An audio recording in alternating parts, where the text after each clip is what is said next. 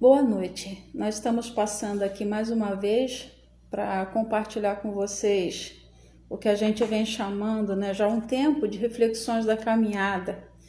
Geralmente essas palavras são dadas a nós pelo Espírito de Deus enquanto nós estamos caminhando, andando pela rua.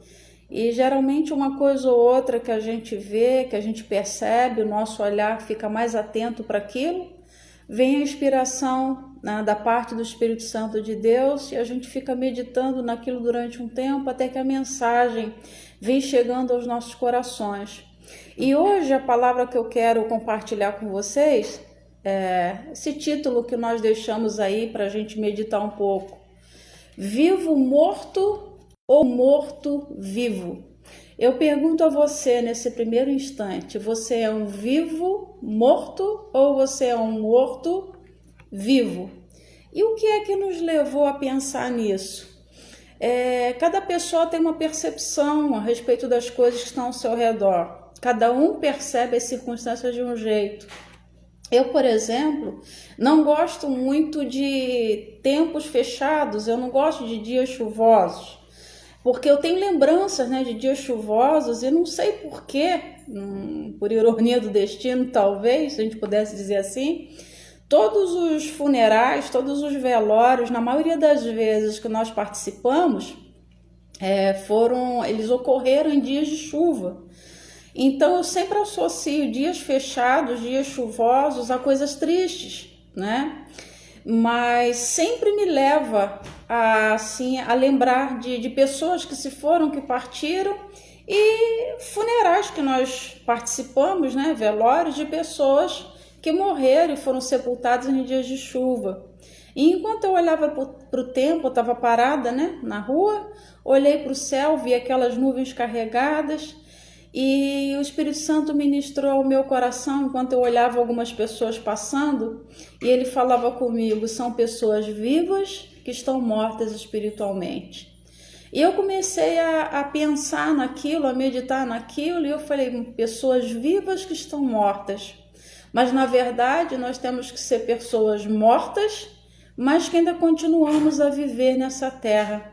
Quando nós estamos sem ter conhecimento de Cristo, antes de entregarmos a Ele a nossa vida, o nosso coração, os nossos caminhos, nós somos pessoas, como diz a palavra, que estamos mortas nos nossos delitos e pecados.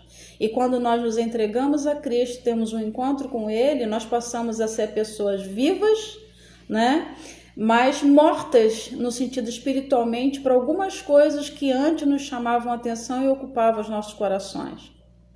E pensando nisso, o Espírito Santo me levou no livro de Apocalipse, no capítulo 3, porque na verdade muitas pessoas se dizem vivas, mas se a gente fosse aprofundar um pouquinho mais na vida dela, ela está morta.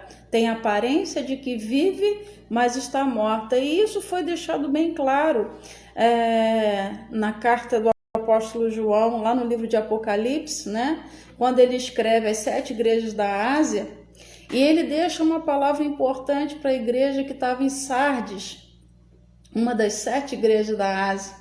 E nós vamos meditar em alguns versículos, que dizem respeito a isso que nós estamos conversando nesse exato momento: morto-vivo ou um vivo morto. E diz assim: ao anjo da igreja em Sardes escreve: estas coisas diz aquele que tem os 7 Espíritos de Deus e as 7 estrelas. Conheço as tuas obras, que tens nome de que vives e estás morto. Sê vigilante, consolida o resto que estava para morrer, porque não tenho achado íntegras as tuas obras na presença do meu Deus. Lembra-te, pois, do que tens recebido e ouvido, guarda-o e arrepende-te, porquanto, se não vigiares, virei como ladrão, e não conhecerás de modo algum em que hora virei contra ti. Para algumas igrejas da Ásia, as palavras foram de elogio, porque as igrejas estavam se mantendo fiéis e corretas na presença de Deus. Mas para essa igreja de Sardes, ele fala isso. E não foi uma pessoa qualquer que estava falando, não. Aqui começa dizendo que diz aquele que tem os 7 Espíritos de Deus e as 7 estrelas. Nós não somos expert no assunto de Apocalipse, mas a gente procura estudar um pouquinho. E o livro de Apocalipse, apesar de trazer um temor muito grande nas pessoas, ele é um livro de esperança, porque ali fala sobre o juízo de Deus, como vai terminar, né? Todas as coisas, é a consumação dos séculos ali registrado e é o triunfo do bem sobre o mal. E as 7 igrejas da Ásia, elas existiram, eram igrejas reais.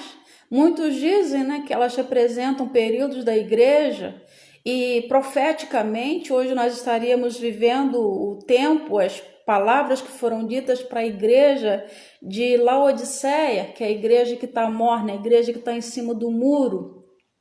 Mas hoje nós queremos destacar um pouquinho sobre o que foi dito para essa igreja de Sardes. E muitos atribuem também que foram períodos da igreja, né? Nesse período que nós já vivemos 2000 anos depois do nascimento de Cristo, então representa um período da igreja na face da terra. Mas nós queremos nos ater ao que foi dito especificamente para a igreja de Sardes, levando em consideração que nós somos a igreja de Cristo. E nós passamos também por vários momentos durante a nossa caminhada. A partir do momento que nós nascemos para uma nova vida em Cristo, nós passamos por diferentes fases, né?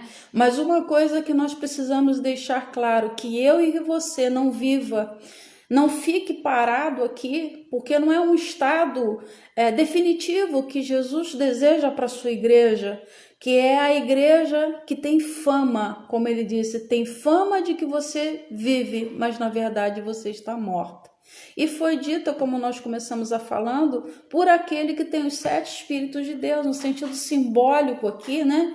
Representando toda a plenitude do Espírito Santo de Deus, aquele que sabe todas as coisas, aquele que vê todas as coisas, aquele que pode todas as coisas, o Espírito de sabedoria, o Espírito de conhecimento, o Espírito de poder.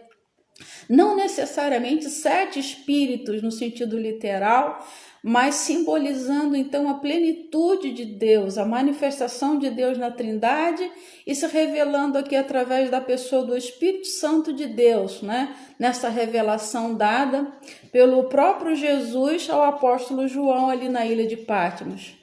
E as 7 estrelas aqui, muitos dizem que diz respeito aos anjos das igrejas, né? Como são 7 igrejas da Ásia, para cada igreja um anjo. Então, os 7 Espíritos de Deus, a plenitude de Deus, as 7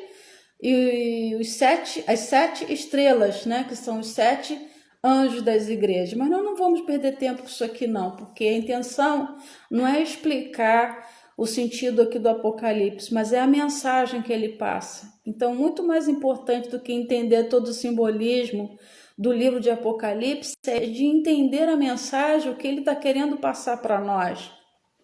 E hoje nós queremos meditar nisso, sobre você é um vivo morto ou você é um morto vivo. E eu quero pegar uma ligação aqui com o livro também de Efésios, no capítulo 5, se vocês puderem depois, vocês leiam de 1 a 14, mas nós vamos nos prender para a gente ganhar tempo, só o versículo 14. Pelo que diz, desperta, tu que dormes, levanta-te dentre os mortos e Cristo te iluminará. E o interessante é que o apóstolo Paulo não está falando isso daqui para pessoas do mundo, para as pessoas que estão nas trevas, mas ele está escrevendo para a igreja de Éfeso também. Assim como João, no livro de Apocalipse 13, está falando para uma igreja, Paulo também estava discorrendo, ele estava pregando para uma igreja. Desperta, tu que dormes, levanta-te dentre os mortos. É o que dizia a Escritura, né? E Cristo te iluminará. É interessante que nós vemos pela palavra de Deus as características daquela pessoa que está viva, né? O que é um vivo morto? Ela está viva, mas ela na verdade é morta. O vivo morto é aquele que, como eu, você está me vendo aqui, você está vivo, você está respirando, você está vivo, você está ouvindo, você está vivo, você manifesta os 5 sentidos, você está vivo. Eu estou podendo usar esse celular, eu estou podendo falar, eu estou viva. Quando eu não tiver mais podendo exercer nada disso, é porque o fôlego de vida foi retirado de mim e eu me torno então um morto, um defunto, uma pessoa sem vida. mas nós estamos aqui vivos, e é por isso que nós podemos transmitir essa mensagem, fazer essa reflexão. Mas muitas pessoas estão vivas fisicamente e mortas espiritualmente. E a gente costuma se referir a essas pessoas como aquelas que não conheceram a Cristo. Mas como o apóstolo Paulo está falando para uma igreja e o apóstolo João também para uma igreja, eu quero meditar um pouquinho sobre os vivos mortos que estão com a aparência de que vivem, mas que estão mortos dentro da casa de Deus, que dizem servir ao Deus vivo, mas as suas obras são obras mortas. Mas as suas obras não revelam vida, mas as suas obras, as suas atitudes, elas são muito parecidas com aqueles que ainda não nasceram do Espírito, daqueles que não nasceram para uma nova vida em Cristo. Então, na verdade, elas têm fama de que estão vivas, mas para Deus, que conhece tudo, ela está morta. Porque como nós vemos aqui no livro de Apocalipse, não foi o João quem disse isso, foi Jesus. Olha, eu sei das tuas obras, eu sei de tudo que você faz.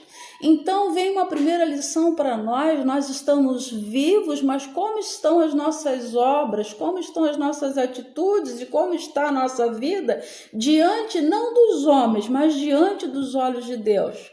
Porque quem olha para mim, quem olha para você, não sabe como está o nosso interior. Nós podemos estar falando de vida, mas o nosso interior está morto. Nós podemos estar aparentemente muitas vezes abatido, fragilizado. Nós temos vários exemplos na Bíblia disso, mas o nosso interior, como diz o apóstolo Paulo, ele se renova de dia em dia. Outro dia nós fizemos uma gravação, uma reflexão, e uma amiga logo me ligou e perguntou: Alessandra, você não está bem não, né? Seu rosto está um pouco abatido. E eu falei para ela assim: olha só, eu não dormi bem à noite por conta das dores, mas graças a Deus eu estou bem. Então as pessoas têm uma tendência de julgar o estar bem ou estar mal com aquilo que está se vendo diante dos olhos. É bem verdade que a Bíblia diz que as aparências enganam. E é por isso que Deus também fala em sua palavra que o homem vê o que está diante dos olhos, mas Deus vê o coração. Com certeza as pessoas olhavam para aquela igreja de Sardes, deveria ser uma igreja viva, deveria ser uma igreja avivada, deveria ser uma igreja que se movia nos dons.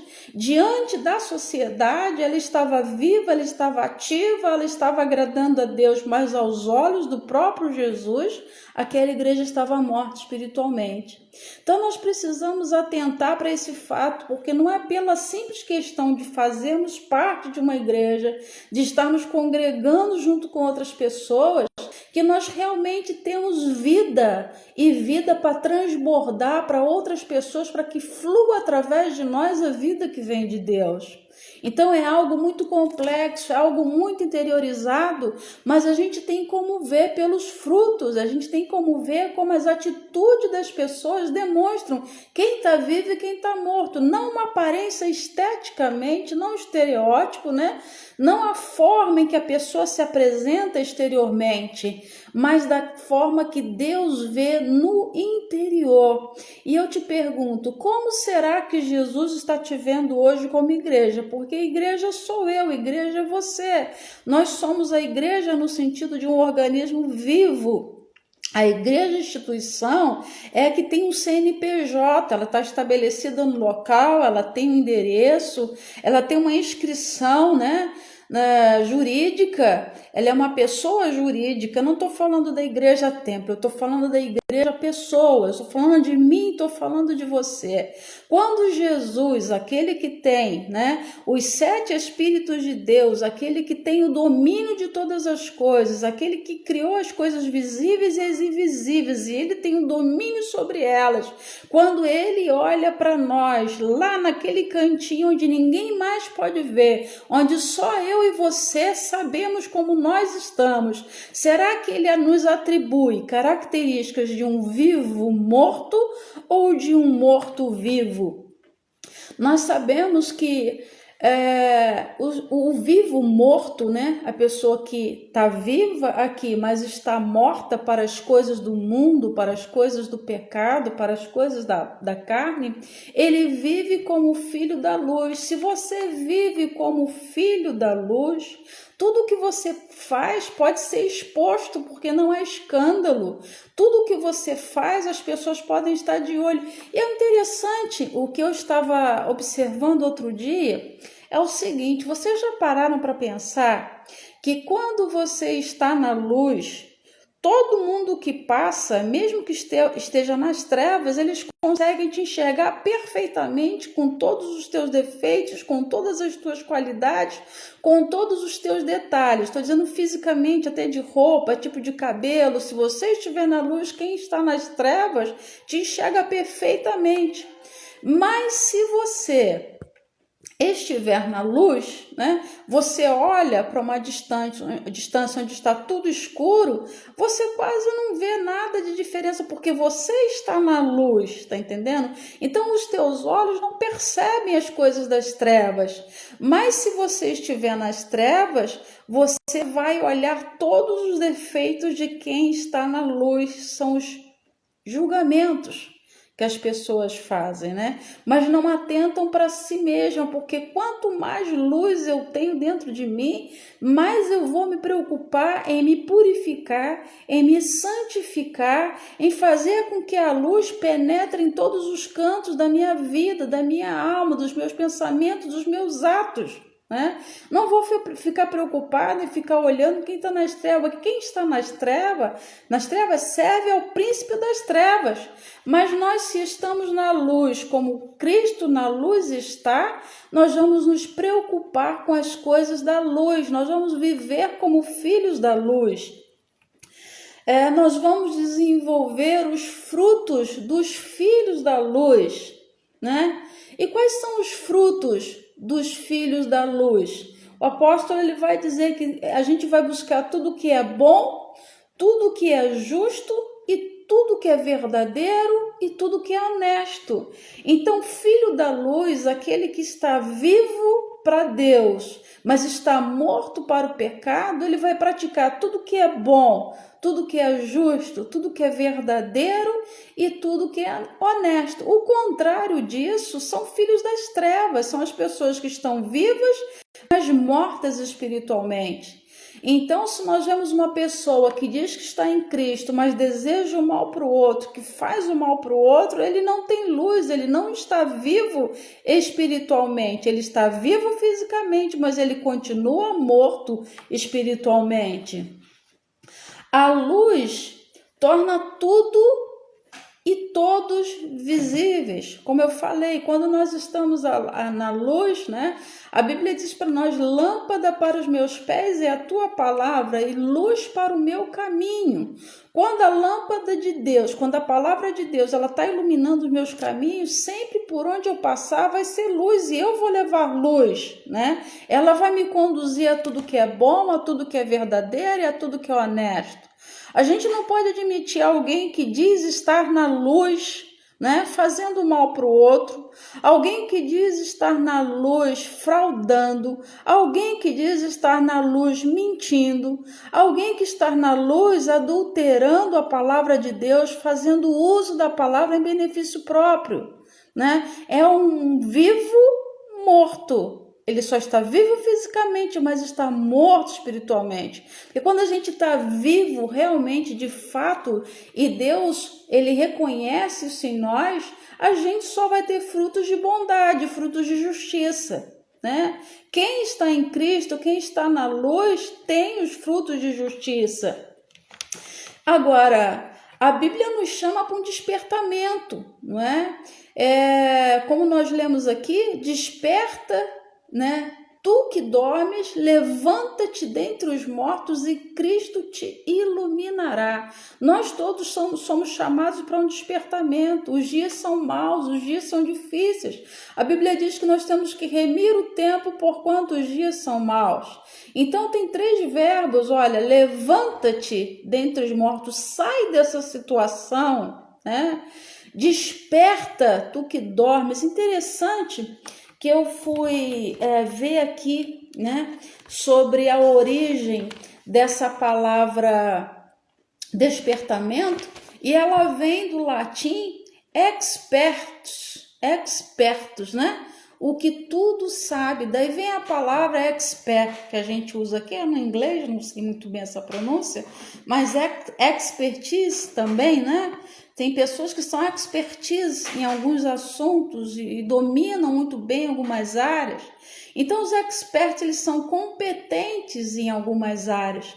Só que é interessante que quando a gente olha para a palavra de Deus, o expertise, ou expertise, sei lá, a pronúncia, né? Não sei muito bem, não tem nada a ver com sabedoria. Tem gente que tem competência, mas não é sábio. E tem muitas pessoas que são sábias e muitas vezes não têm habilidade para desenvolver certas coisas. Então, a gente não pode confundir isso. Mas a verdade é que a palavra chama a gente para esse despertamento. Desperta, tu que dormes. A palavra de Deus fala para a gente sobre a parábola das 10 virgens, né? Diz que tem as sábias e tem as imprudentes, tem as que estavam preparadas e as que estavam dormentes.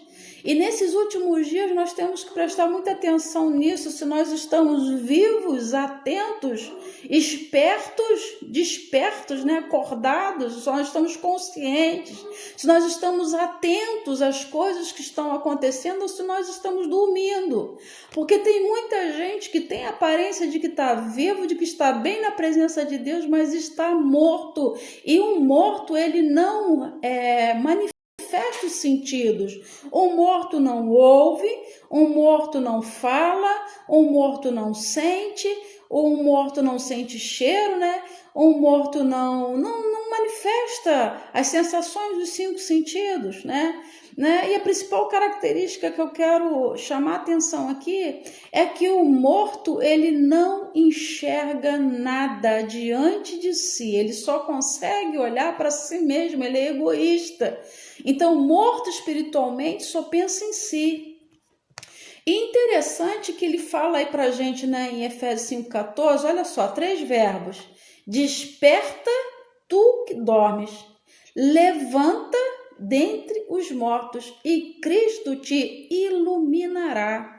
Ou seja, Deus nos chama para viver na luz, Ele quer que nós sejamos luz e Ele mesmo disse, vós sois a luz do mundo.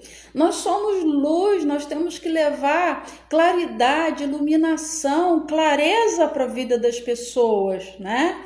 Nós temos que conduzir, despertar pessoas a olharem para Jesus, a enxergarem mais as coisas espirituais, porque muitas vezes os mortos-vivos só olham as coisas desse mundo, só olham as coisas dessa terra, e isso traz uma frustração, isso traz desânimo, isso traz um cansaço, porque as pessoas só vivem em função daquilo que os olhos humanos estão vendo, porque na verdade elas estão mortas espiritualmente, mas os olhos delas só enxergam aquilo que satisfaz a sua própria carne.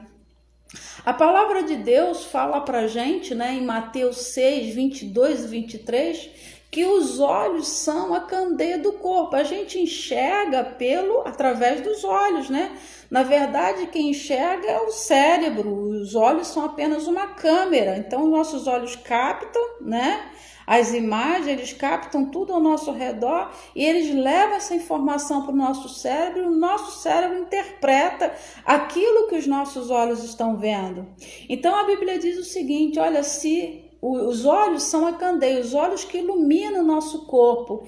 E se os nossos olhos forem bons, todo o nosso corpo terá luz. Mas se os nossos olhos forem maus, todo o corpo será cheio de trevas. Se os olhos forem bons, o corpo terá luz. Se os olhos forem maus, o corpo será cheio de trevas. Ou seja, depende daquilo que chama a minha atenção, depende daquilo onde eu foco os meus olhos, depende daquilo onde os meus olhos estão firmados. O que eu levo para dentro do meu coração é aquilo que mais me chama a atenção.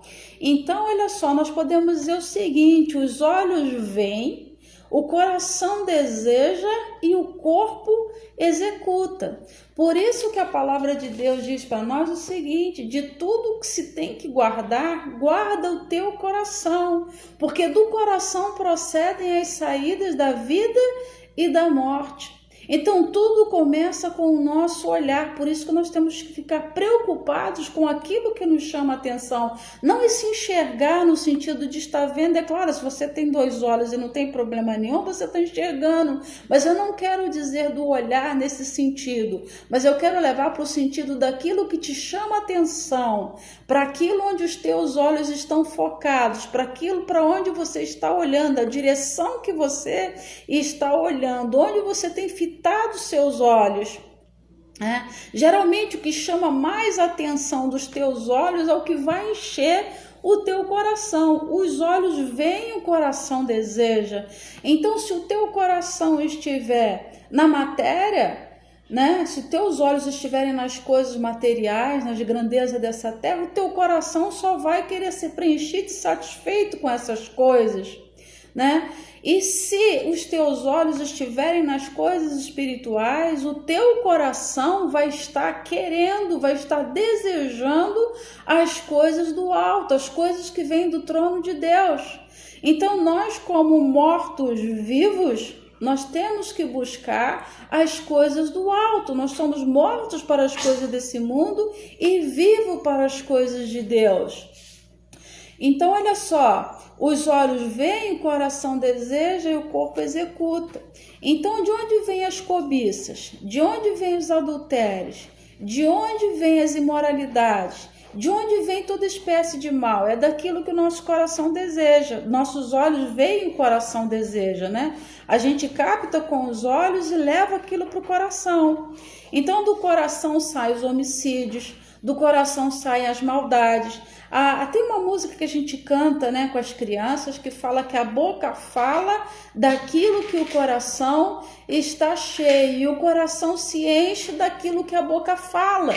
Abro um parênteses para dizer o seguinte: se a nossa boca estiver cheia de gratidão, o nosso coração vai encher de gratidão, de coisas boas. Mas se a nossa boca for só murmuração, se a nossa boca só for coisa que não presta, o nosso coração também vai estar cheio de coisas que não prestam. E nós podemos ver também, como diz aí pela palavra que nós acabamos de ler, que o morto-vivo, aquele que está vivo fisicamente, mas morto espiritualmente, ele manifesta também os frutos. Assim como quem está vivo, espiritualmente morto, para as coisas da terra, ele manifesta através dos frutos de bondade, de justiça, frutos de misericórdia, faz o que ele procura o que é honesto, o que é bom, o que é verdadeiro. Mas o que está morto vivo também, ele manifesta os seus frutos, porque ele está na escuridão. E porque ele está na escuridão, o morto, quando fecha os olhos, ele não vê nada, E por estar na escuridão, não está enxergando as coisas como de fato elas são, porque ele não tem luz para iluminar, para mostrar o que é certo, o que é errado, ele manifesta também os seus frutos, Aí, como nós vemos no livro de Efésios 5, de 1 a 14, nós só lemos um versículo, depois vocês leiam, o texto inteiro, de 1 a 14. Mas os frutos, do morto-vivo são a imoralidade, a impureza e a ganância. O que seria então imoral? Imoral é tudo aquilo que é contrário a regras estabelecidas por nós, para nós, ou pela sociedade, ou pelo grupo ao qual nós pertencemos. Então, a imoralidade é uma coisa assim que tem muito a ver com a percepção também pessoal, com aquilo que eu penso, com os valores que eu tenho. Muitas vezes uma situação pode ser imoral para mim e pode não ser imoral para você, porque eu tenho meus valores e você tem os seus valores. Mas quando a gente está falando aqui sobre imoralidade, é com relação às coisas de Deus, as coisas estabelecidas por Deus, a moral de Deus estabelecida na sua palavra. Nós temos um Deus que ele tem os seus atributos, as suas qualidades, os seus adjetivos morais. E os atributos morais de Deus são amor, santidade e justiça. São padrões das leis morais de Deus. Deus sempre vai ser santo, Deus sempre será amor e Deus sempre será justo. Então, quando eu não consigo praticar e manifestar o amor, quando eu não consigo praticar a santidade, quando eu não consigo ser santo, quando eu não consigo praticar a justiça de acordo com os padrões de Deus, não a justiça estabelecida pelos homens, até porque a Bíblia diz pra gente que a justiça do homem é como trapo de imundícia, né? Num bom e velho português aqui, seria como absorvente hoje. Os trapos de imundícia eram usados pelas mulheres quando elas estavam no período menstrual. Então é assim que Deus considera a justiça humana. Por isso que Ele manda e Ele espera que nós, como filhos da luz, como vivos mortos, né, vivos espiritualmente, mortos para o pecado, que a gente não espere que se manifeste em nós e por nós a justiça da terra, mas a justiça de Deus. E eu devo basear a minha moralidade, os meus padrões morais, pela moralidade de Deus. Então, quando o apóstolo Paulo fala sobre a imoralidade, diz que esses não entrarão no reino de Deus. Ele diz que não herdarão o reino de Deus e não entrarão. Você pode conferir aí em Efésios 5, de 1 a 14. Os imorais, os gananciosos e os impuros não entrarão no reino de Deus. Então, aqueles que vivem contrárias às regras estabelecidas por Deus, não têm meias palavras, não entrarão no reino de Deus.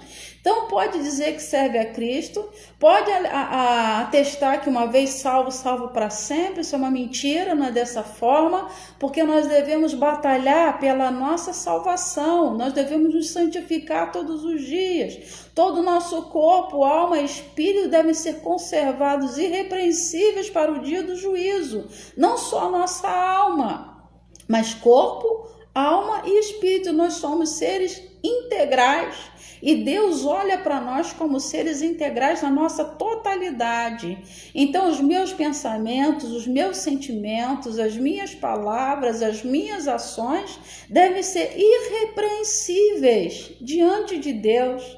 Então, se eu não consigo ser irrepreensível numa determinada situação, eu estou indo contra a moral de Deus, estou sendo imoral. Então nós precisamos vigiar nessa questão, porque parece que a igreja de Sardes, ela vivia uma moralidade diante da sociedade, mas diante de Deus ela estava praticando alguma coisa contra a moral de Deus.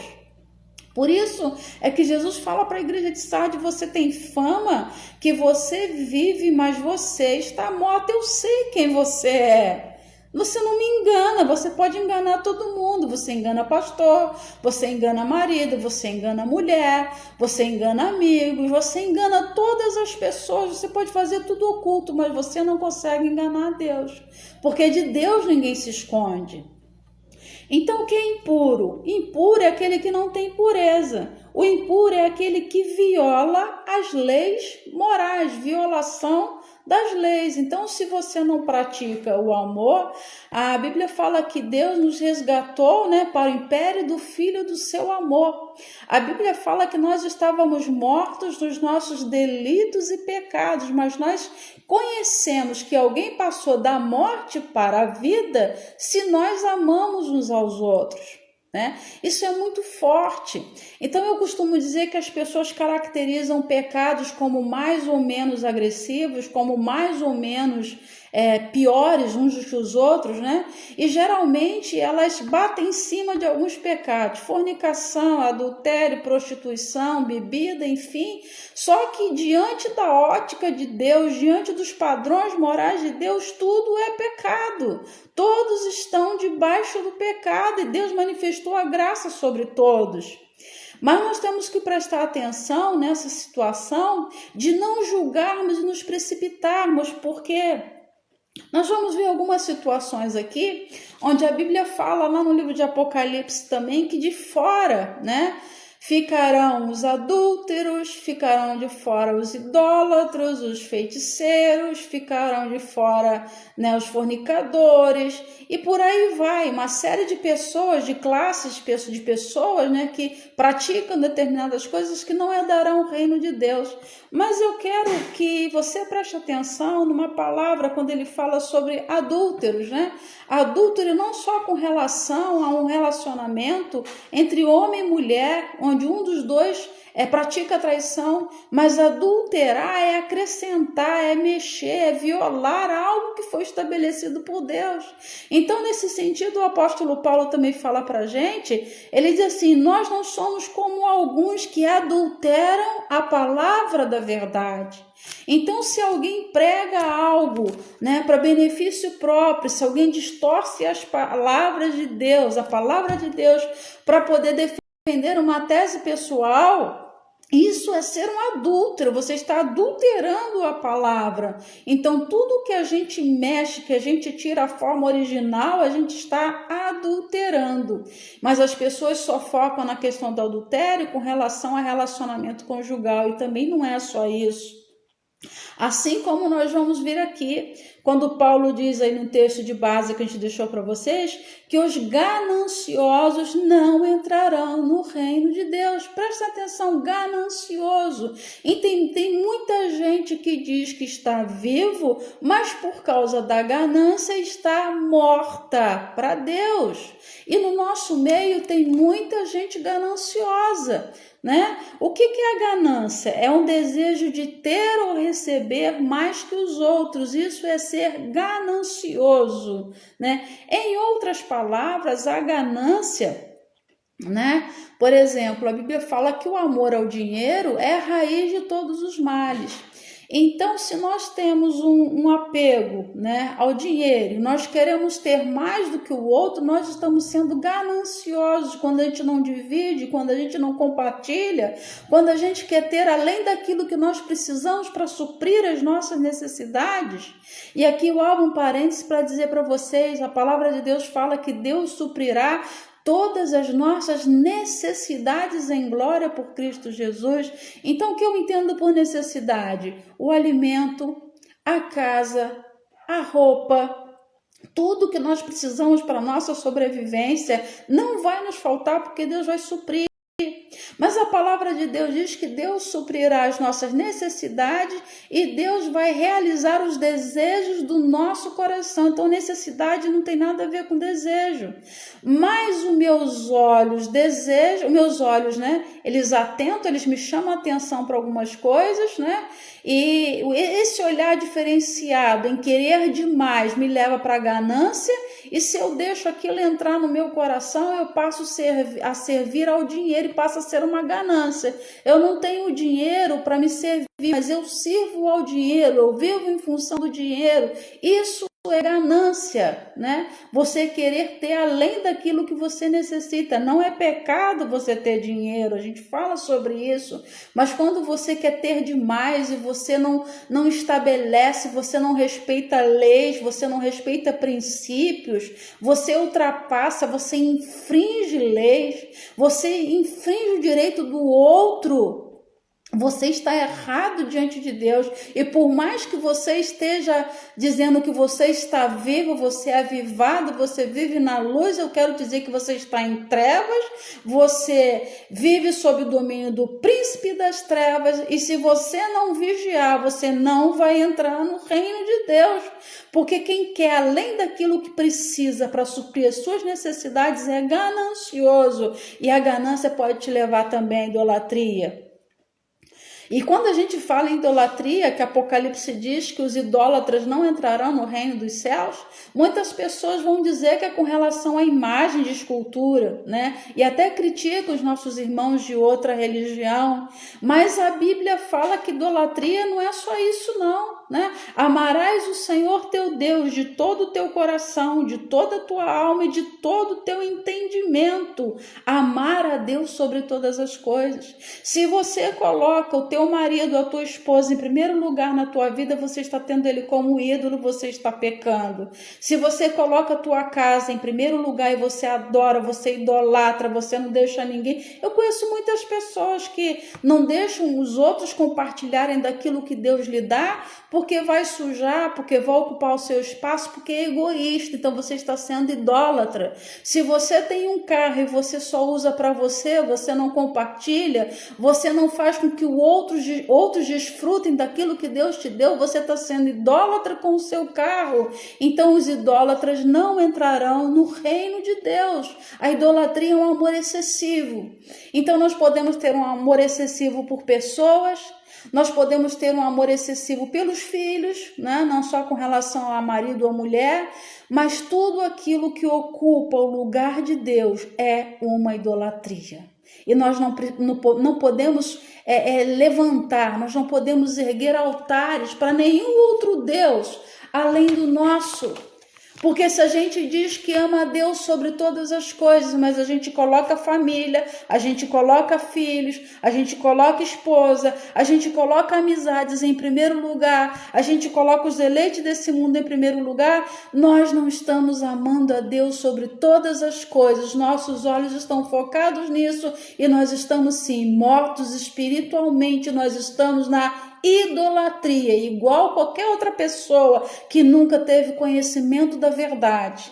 Porque quando a verdade está em nós, quando a luz está em nós, ela nos leva a olhar para Deus, para Jesus. Olhai para mim e vivei, ouvi, a vossa alma viverá. Nós precisamos estar sempre olhando para Jesus, olhando para Ele, pedindo para Ele sondar os nossos corações e que não seja necessário que Ele fale para nós como Ele foi tão direto para a igreja de Sardes: olha, eu conheço as tuas obras, eu sei que você não é aquilo que você está dizendo que é, você está vivendo de hipocrisia, você está vivendo de aparência.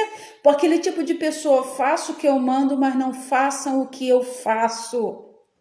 Então tem muitos servos de Deus agindo dessa forma, bota uma aparência, uma máscara de bonzinho, bota uma vestimenta de filho da luz, mas quando a luz realmente chega, ilumina, começa a mostrar todas as trevas que estão dentro daquele coração, que não está totalmente firmado e não tem Deus como único, como centro, como Senhor de sua vida.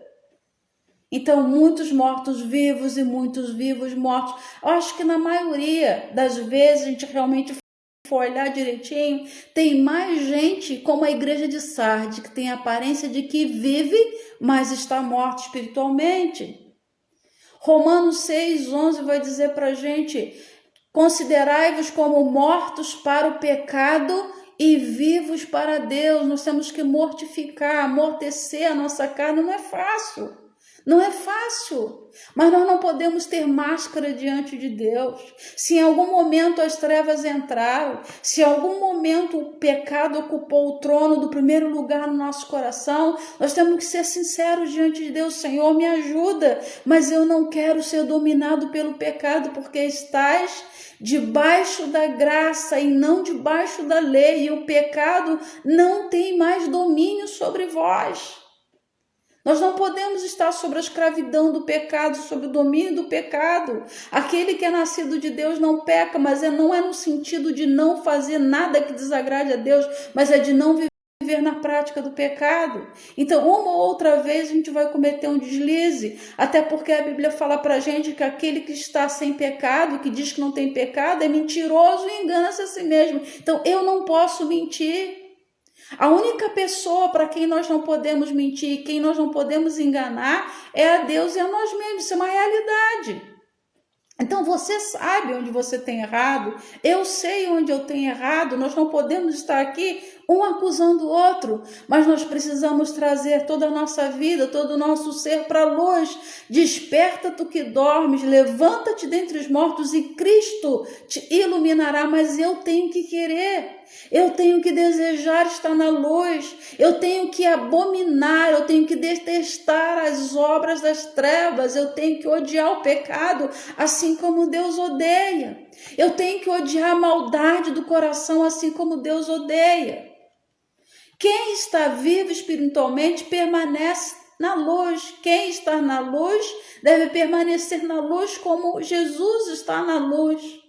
Então o apóstolo Paulo lhe dá esse conselho com esses 3 verbos. Desperta, acorda, seja esperto, fique esperto. Tem gente que é esperto para fazer o mal, mas não é esperto para as coisas espirituais. E o tempo que nós estamos vivendo é o tempo de ficar ligado, antenado, de ficar esperto com os acontecimentos que estão ocorrendo ao redor do mundo. E os acontecimentos apontam para os finais dos tempos, é uma realidade. Então nós não podemos perder tempo com as obras das trevas e nem fazendo mal. A Bíblia fala que aquele que está limpo, limpe-se mais, aquele que está sujo vai se sujar cada vez mais, né? Nós não podemos nos sujar porque o porco gosta da lama, mas a lama não é lugar para os filhos da luz. Quem gosta de se revirar na lama do pecado, nas coisas mais desse mundo, estão em trevas. Mas nós, como somos da luz, nós não podemos revirar na lama. Nós somos lavados pela palavra de Deus. Se é que a palavra de Deus está em nós, nós somos limpos e purificados por essa palavra. Então, se eu prego a palavra, se eu prego a verdade, eu devo viver de acordo com a verdade. Os olhos são a candeia do corpo. Se os teus olhos forem bons, o teu corpo terá luz. Se os teus olhos forem maus, o teu corpo será cheio de trevas. O que está manifestando o seu olhar? O que está te chamando a atenção hoje, no tempo que nós estamos vivendo, que está indo para o teu coração? São as coisas que agradam a tua carne ou são as coisas que agradam a Deus que chamam a atenção dos teus olhos? Hebreus vai falar que nós estamos rodeados de uma grande nuvem de testemunhas. Nós estamos sendo vigiados, como eu falei, o tempo inteiro, né? Quem está na luz é visto por todos que estão nas trevas, estão de olho em nós, nos nossos atos, nas nossas palavras, nos nossos pensamentos, no nosso comportamento. E interessante, eu estava pensando sobre isso, né? Quando o apóstolo Paulo fala sobre tomar cuidado sobre aqueles que tem as palavras vazias, né? Palavras vazias são palavras ociosas, palavras sem sentido, palavras sem significado. Quando nós estamos vivos espiritualmente, nós não perdemos tempo com essas coisas, não, porque nós estamos preocupados com palavras que promovam vida, com palavras que possam transformar, com palavras que possam edificar. Quando nós estamos vivos espiritualmente, nós estamos empenhando toda a nossa expertise, né? Não sei muito bem a pronúncia disso, mas nós usamos toda a nossa competência para o bem e não para o mal. Nós usamos sabedoria e competência, toda a nossa esperteza, né, para o bem e não para o mal. Então, quem diz está em Cristo, mas usa a sua competência, a sua habilidade para fazer o mal, não está em Cristo, mas está vivendo e servindo a Satanás, está agindo para engrandecimento do reino das trevas. Está morto vivo. Nós vemos então Hebreus 12, de 1 a 4, né?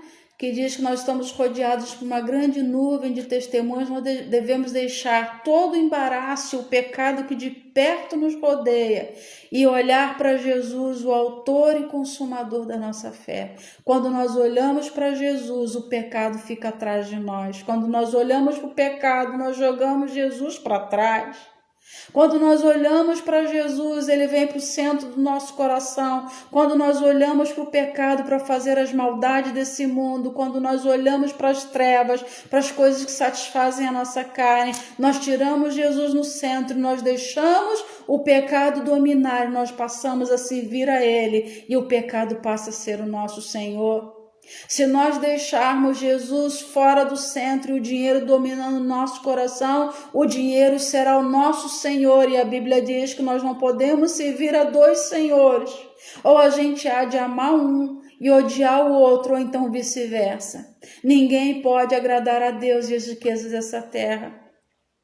Nós podemos ter? Podemos sim, mas Jesus deve ser o Senhor, é Ele quem deve comandar, é Ele quem deve dar a sabedoria, para que com a sua sabedoria nós possamos usar os recursos que Ele nos dá para fazer o mal, o bem, porque tem muitas pessoas que, se não tiverem a sabedoria dada por Deus, usa toda a sua esperteza para usar o dinheiro para prejudicar os outros, perde tempo, como a Bíblia diz, passam a noite inteira. No livro do profeta Jeremias, ele fala sobre isso, passam a noite inteira maquinando o mal e quando acordam usam a sua esperteza para ver como vão executar a maldade que planejaram durante a noite. Você pensa que Deus não vê? Você pensa que Jesus não sabe? Você pode esconder de todo mundo, mas diante dele está tudo muito claro, está tudo muito visível, porque nele só há luz e nele não existe trevas.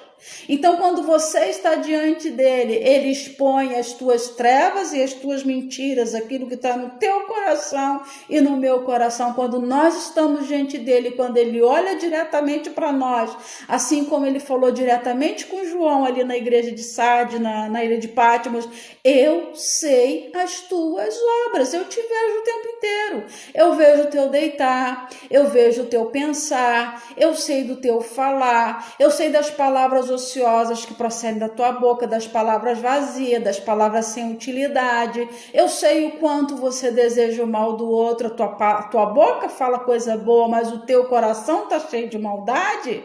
Deus sabe disso tudo. Então ele sabe se nós somos vivos mortos ou mortos vivos. Então nós vemos aqui que, segundo Apocalipse, capítulo 3, ele sabe tudo o que nós fazemos, ele sabe se atendemos ou não aos requisitos dele, ele sabe se nós estamos agradando a ele de fato ou não. Não viva para agradar a ninguém, não viva para impressionar ninguém, viva para agradar a Deus, porque Deus sabe de fato se o que você faz é para Ele ou se é para impressionar as pessoas. Não adianta, de Deus não se esconde nada. Então muitas vezes nós somos hipócritas, nós mostramos uma aparência boa, nós mostramos uma situação para os homens, para as pessoas da sociedade, nós temos até a aparência de sermos morais, cheios da moralidade, né? Mas o nosso coração tá podre, quando Deus olha para nós, o nosso coração tá podre. Interessante nós falarmos sobre transgressão da lei, né? E a palavra de Deus, ela diz pra gente que Deus escreveria, né, as suas leis no coração dos homens. A primeira lei foi dada a Moisés lá numa tábua de pedra, né, onde ele escreveu as leis, os 10 mandamentos dados por Deus, escrito em tábuas. Mas a Bíblia fala que Jesus viria para escrever as suas leis nas tábuas do nosso coração. Por que as leis de Deus devem ser escritas na tábua do nosso coração? Por causa do que nós falamos. Onde estiver o vosso tesouro, aí estará o vosso coração. Então, se a lei de Deus estiver dentro de nós, não vai ter lugar para maldade, não vai ter lugar para as trevas, não vai ter lugar para imoralidade, não vai ter lugar para impureza, não vai ter lugar para injustiça. Davi fala para a gente: escondi a tua palavra no meu coração para eu não pecar contra ti. E você sabe de uma coisa? Deus não nos pede nada. A única coisa que eu já li na palavra de Deus que Deus pede para o homem é o seguinte: filho meu, dá-me o teu coração. Quem tem o coração de outra pessoa tem tudo dessa pessoa. Se Deus tiver o nosso coração, aleluia, Ele terá tudo de nós. Se Deus tiver o teu coração, Ele terá tudo de você, Ele pode te dar de tudo dessa vida, Ele pode te dar conforto, Ele pode te dar bens materiais, Ele pode prosperar, Ele pode te dar sabedoria, Ele pode te dar, fazer com que você seja expert em várias áreas, que você tenha competência, mas desde que você coloque Ele em primeiro lugar, porque se você colocar o Senhor em primeiro lugar no seu coração, se você entregar para Ele o seu coração, você será uma pessoa viva que vai exalar vida, e por onde você passar, só coisas boas vão te acompanhar, e só coisas boas você vai deixar no coração das pessoas. Quem tem o coração de uma pessoa tem tudo. Você já parou para pensar isso? Tem muitas pessoas que se amam separadas e muitas pessoas separadas que se amam. Tem pessoas que estão distantes uma da outra, mas por uma ter o coração da outra, elas estão juntos, ainda que fisicamente separadas. Se eu tenho o coração de Deus em mim, eu posso não estar vendo Ele fisicamente, mas eu estou nele e Ele está em mim. Aleluia! Se você tem o coração de Deus, tudo em você será luz, tudo em você será amor, tudo em você será em favor do bem. E para encerrar, eu te pergunto, você é um vivo morto ou um morto vivo?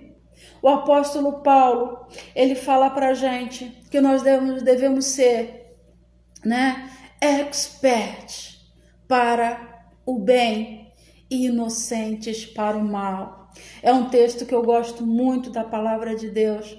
Jesus, quando olha para a gente com seu olhar, que são como chamas de fogo, como diz a revelação do Apocalipse, aquele olhar que penetra, aquele olhar que ultrapassa o que os olhos humanos estão vendo. Ele vai lá dentro como olhos de raio-x no mais profundo de nossa alma. E Ele deseja que nós, quando Ele olha para nós, Ele deseja que nós sejamos semelhantes ao Seu Filho, o qual andou fazendo o bem e curando a todos os oprimidos do diabo, porque Deus era com Ele. Se Deus é comigo, se Deus é com você, nós só vamos andar por aí fazendo o bem, fazendo o bem. Quem é de Jesus não faz o mal, quem é de Jesus não deseja o mal, quem é de Jesus não transgride a lei de amor, que é amar a Deus sobre todas as coisas e ao seu próximo como a si mesmo. Essa é a lei moral de Deus para nós. Eu não devo desejar para o outro aquilo que eu não quero para mim. Será que muitas pessoas que estão se dizendo servir a Deus dentro da igreja estão vivendo dessa maneira? Será que se Jesus chamar cada um de nós hoje à sua presença e falar assim, vem cá fulano, Maria, José, Joaquim, Joana, vem cá, eu quero dizer quem é você para mim? Porque muitas vezes você você passa uma imagem para as pessoas que não é aquela que Deus tem a teu respeito. Porque você pode até maquiar, você pode até passar uma aparência, que agrade as pessoas, mas se você passar hoje diante dos olhos de Jesus, diante do raio-x de Deus, você é inocente para o mal e sábio para o bem, ou você é sábio e expert para o mal e você tem sido para o mal e você não tem sido sábio nem expert para o bem. E eu deixo para você, concluindo essa meditação, no livro de Romanos, no capítulo 6, no versículos 19 e 20, é um versículo que particularmente ele fala muito ao meu coração, que fala da certeza que nós temos, aleluia, de que em breve isso vai acontecer. E por isso que eu faço uma ligação com o livro de Apocalipse, porque esses versículos falam do futuro, falam de algo que em brevemente vai acontecer literalmente, porque na eternidade já aconteceu e vai se concretizar diante dos nossos olhos. E ele diz assim pra gente, Romanos 6, 19 e 20. Falo como homem por causa da fraqueza da vossa carne, assim como oferecestes os vossos membros para a escravidão da impureza e da maldade para a maldade, assim oferecei agora os vossos membros para servirem à justiça para a santificação. Se um dia você serviu às trevas, se um dia você foi imoral, se um dia você foi devasso, se um dia você foi injusto, se um dia você foi tudo contrário às leis da moralidade de Deus, Deus te chama hoje para praticar através do teu corpo, para servir a Deus com tudo que você é, na prática da justiça e da santificação, porque sem a santificação ninguém verá Deus, porque quando eres escravos do pecado, estava isentos em relação à justiça, ou seja, enquanto você estava morto para a tua vida com Deus, morto espiritualmente, você não tinha desculpa. A partir do momento em que você veio para a luz e você tem consciência das coisas que são certas e erradas, você não terá mais desculpa diante de Deus. Porque vocês estavam isentos com relação à justiça, agora não estão mais. Naquele tempo que resultados escolhesse somente as coisas que agora vos envergonhais, porque o fim delas é a morte. Isso leva para a morte. Então, a quem você está servindo? Você está morto para o pecado ou você já está morto com relação às coisas de Deus? Muitas pessoas estão tão embrenhadas na escuridão e nas trevas que Deus já não tem mais acesso. E o olhar de Deus já não chega mais na sua escuridão, porque estão cauterizados pelo pecado. Você tem sido um vivo morto ou um morto vivo? Pense nisso e Deus te abençoe.